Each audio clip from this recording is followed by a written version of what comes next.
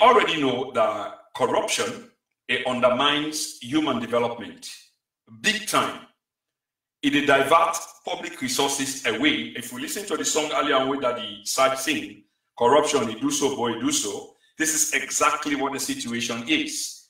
It diverts public resources away from the means of making them resources that they are available for public services or essential services, if that's what you prefer for column, for the populace.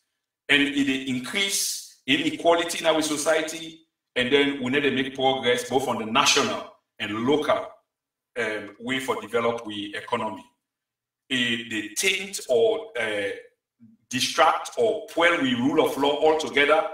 And one thing what we call public trust, where we don't see from time immemorial, now a situation then when it comes to politics, we continue to see that up to this day, and this is what the problem is. So there is no trust in governments, public trust in governments and leaders.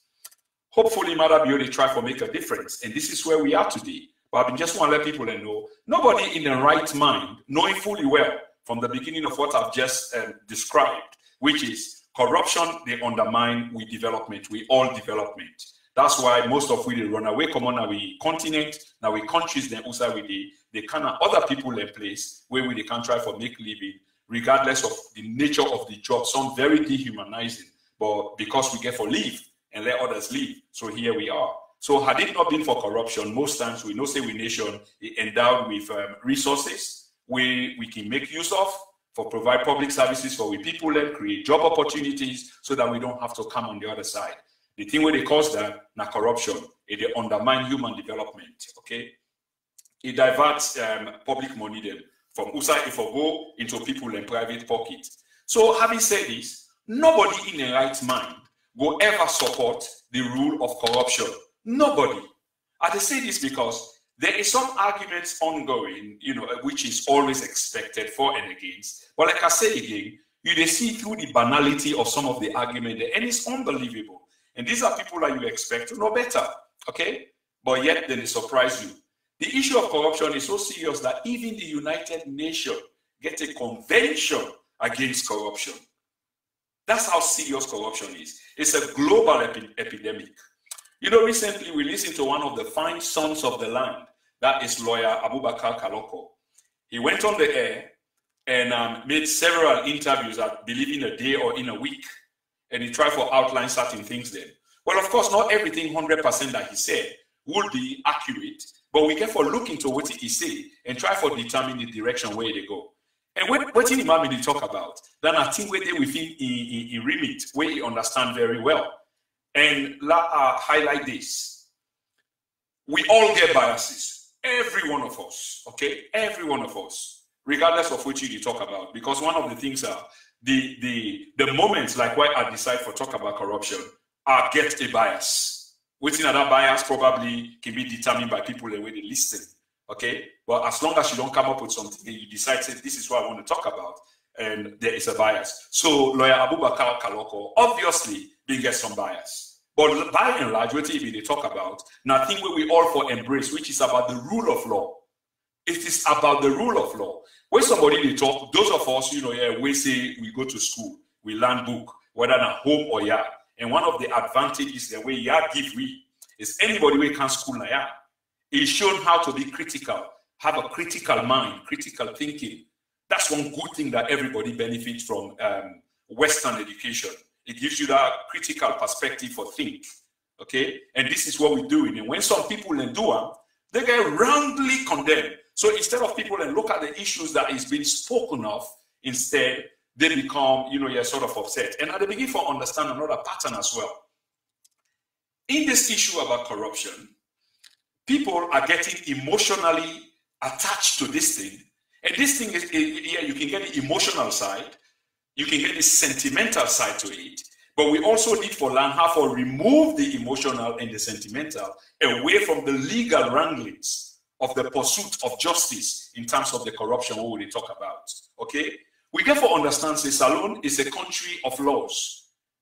Previous governments, there were arguments, oh, there is no law and blah, blah, blah. But people used to go on holidays and then come back, and then they were all in one piece. You can't side pick, or cherry pick certain things that will happen, can happen in any part of the world, most likely. And then you want to use that for, say, predominantly, that nation has no rules, no rule of law. Then we won't be flying there. Then the people that are flying the aircraft or businesses will not be going there. So it is the same thing about this government. And this government, to be honest, is trying to do well by their pronouncement than they. But this does not stop citizens from asking pertinent questions, from raising pertinent issues, from talking about the rule of law. And this is becoming some sort of Achilles heel, if you will like, for some people. No one is accusing the government of being an obscurantist. No way. Because I saw some people and they divert and back. I mean, you need to see some of the arguments them, or some of you are equally aware, the arguments that within our social media regarding this issue. Corruption now don't become a cliche. It don't even they lost that in attraction or that very meaning, the core meaning where it gets in terms of what the government want to do. Because everybody's just playing around with the word, they bang them here and there. So eventually, it's now becoming, if it's not already, a cliche. Okay, so I'm going to talk about lawyer Abubakar Kaloko. We go on the air, I think 98.1. Even myself, be fortunate, here for interview lawyer Kaloko. And lawyer Kaloko, if you are listening, thank you very much for granting the interview, because that's what I'm interested in addressing issues. That's what I'm interested in. Even if I get information that somebody give me, I don't take that raw data and put on there. I try for match them against waiting available. That's why you don't see me coming on the media every day of the week, because you therefore access what you can talk about. But let me not stay away from the main thing we want to talk about, okay? So we talk about corruption, and I mean, mention say corruption is so serious that even lawyer Abubakar Kaloko weigh in, okay? And he talk about the rule of law when he be make a mention or I make a mention even on this broadcast. Because that's what we want to talk about. It's not about sentiment. It's not about emotion. We all can get emotional and sentimental. Okay? I am upset. I didn't benefit anything as a citizen. Okay? Yes, when I go home, I ride or I pay me tax, I get me business done there, I pay me tax and etc. Yes, but other than that, everything is within the remit of the law. But other than that, nothing. So when they talk about corruption, of course I am for the fight against corruption. Corruption will offend way for feta. Now, he make a decide for talk about this particular topic today. And not me say because now the government say they want to fight corruption, so there are no parameters, no legal parameters around how to go about it. And this is what my argument is about. But people then stand for one DLM and say, well, why should you talk about corruption in this sense, or why should you make the topic as such? Well, it's a trailer, okay? It is. So don't judge the book by the cover. Now I can invite most of you now when they get issues with this. Join the debate. And if you feel strongly about them, let the side talk. Let's have a discourse, intellectual discourse. Pick up the phone and call if you disagree there. Because I know say most people, after they will have listened, they will see the direction where we are going. Okay? So as they say, nobody in the right mind will dispute that His Excellency, the President, Julius Maada Bio, has not got the power to form a commission, because this has been one other thing when I the argument back sometime last week on social media. Of course, he has got the power. And waiting here on that power day, now the Constitution. He's a constitutionally elected president of the Republic of Sierra Leone. And I've said this time and time and again. And he's got a mandate of 5 years. All within the rule of law. So if the rule of law was used to elect the man, then we have to use that rule of law for pursue whatever we need for pursue. Okay? So Section 9 of the Constitution clearly gives the president that particular mandate day. Say you can create a commission. And I think the issue became then dictating how the commission go about doing its business. I think that the Constitution frowned, because in a sense, no one is above the law. No one. So the president, yes, don't create the commission. The commission then go get for doing work. So probably then sit down and draw the rules and regulations of the commission. But you don't go dictating how you want to let it go. And I think that was part of the argument. Okay?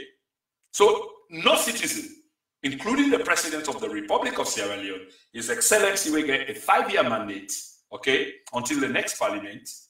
It's not above the law. And this is not the thing where people are lawyer Abubakar Kaloko been try for highlight. I'm not a lawyer. I can read the basic English part, a legal document, but a legal document, you get your internal and intrinsic, wranglings. Where you come, now only lawyer they talk and lawyer understand. So you can't go too deep into them. Even the Constitution, when we quote it, because it can be interpreted somehow, only a lawyer can go in a combatants with somebody else where they dispute what he say. It become a legal argument. So my submission today is the corruption commission where the government don't set. Because the rules are not yet clear and there are arguments around what is available at this time, I say it has failed even before it has begun. Isn't that interesting? To me, that's interesting, and to many others. So while I say there are calls, of being negative and what have you, like somebody mentioned the last time I talked about Maada Bio being a one-time president, which was a question mark. And for people who are meant to be academic, who are meant to be having a critical mind, that are the try for pursuit or journalistic end of what I do, by creating a topic for us to discuss, ending in a question mark. Will he be a one-term president? Let's discuss. Do you think so? Put your submission through. You don't think so? Equally put your submission through, and let's have this discussion, if you know what I mean. Anyway, today we'll talk about corruption. Nobody will tell me in the right mind that this issue of corruption they bother them. Because say friends, families, different party members, everybody has been crying about corruption, the issue of corruption. So I say not only limited to the country, but also to countries around the world. It is a global phenomenon. It's a phenomenon. Okay? So anytime the brain come up, because we don't lost it so much, we all they grumble. But this grumble, all they grumble, how do we go about doing this thing so that we go get it right? This is why I said it has failed even before it has begun. And I will give you a further submission, ladies and gentlemen. I want to produce a further submission. If we go get for a look at how you call them, the Sustainable Development Goals where the world sets, okay, that's the SDGs. It make an explicit link, if you will like, between corruption and peace. It make an explicit link between corruption and peace. That's the Sustainable Development Goals as articulated by the rest of the world. 17 nations, I believe. 17 goals where they set themselves that during a period of time, this is what we need to attain. And in looking at that particular document, it talk about a link between corruption and peace. So in other words, most of the trouble there where we can observe now we kind of society the way we live in, okay? Now the issue of corruption, now it can cause that. Because corruption is tantamount to chaos.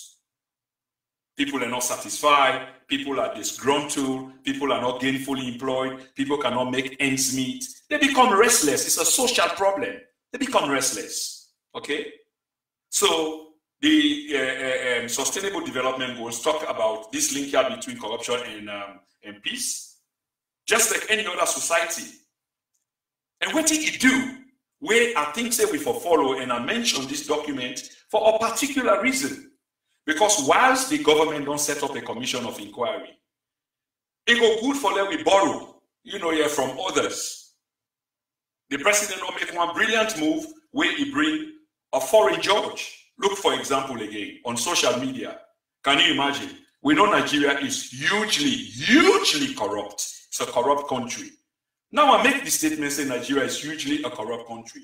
Do I say that every Nigerian, 160 million plus of them, are all corrupt? Do I take them and lump them into one source? No, I wouldn't do that. This is what some of us do. That's why I say some of what we see in the social media, we can clearly see the banality inside, the unoriginality, the obscurantism inside some of them production and the way our people have deliberately and sometimes ignorantly, they try for mislead others. But some of us are not buying that. So no, they're not.